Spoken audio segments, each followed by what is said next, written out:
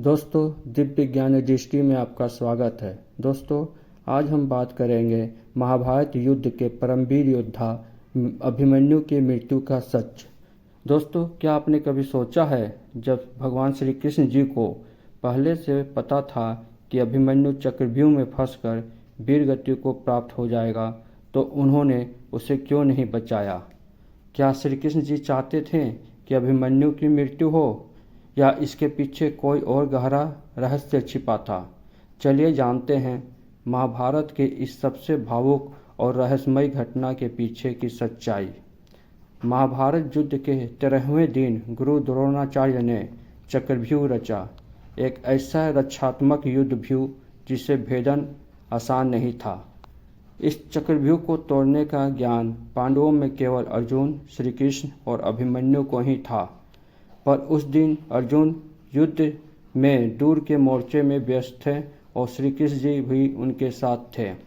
अभिमन्यु अकेला था, तो अकेले ही चक्रव्यूह तोड़ने निकल पड़े।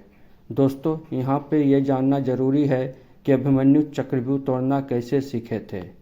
अर्जुन ने एक बार अपनी पत्नी सुभद्रा को चक्रव्यूह भेदन की विधि सुनाई थी। अभिमन्यु उस समय सुभद्रा के गर्भ में थे। उसने ध्यान से सुना, लेकिन जब अर्जुन चक्रव्यूह से निकलने का तरीका बता रहे थे, तो सुभद्रा को नींद आ गई और अभिमन्यु को व्यूह से निकलने की कला अधूरी ही रह गई।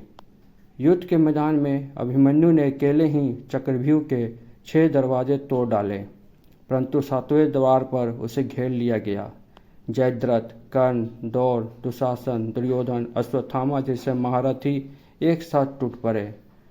धर्म की मर्यादा को भूलते हुए उन्होंने एक अकेले युवक पर सामूहिक आक्रमण किया और अभिमन्यु वीरता से लड़ते हुए 16 वर्ष की आयु में वीर गति को प्राप्त हो गए। लेकिन क्या यह सिर्फ युद्ध की रणनीति थी या नियति की योजना? महाभारत के अनुसार अभिमन्यु कोई साधारण योद्धा नहीं था। वह चंद्रदेव के पुत्र वर्षा का अवतार था।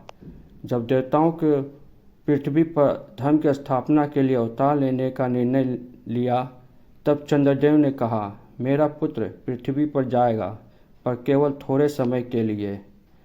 यह वचन श्री कृष्ण जी भी जानते थे और उन्हें पता था इस वचन को तोड़ना ब्रह्मांडीय संतुलन को बिगाड़ देगा। श्री कृष्ण जी सब जानते थे। अभिमन्यु की मृत्यु उन्हें रोकने आती थी, पर वह मोह से नहीं, धर्म से बंधे हुए थे।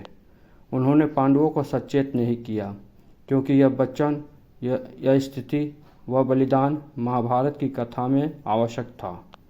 और यही अभिमन्यु का परम धर्म था, वीरता से लड़ते हुए धर्म के लिए प्राण त्याग देना।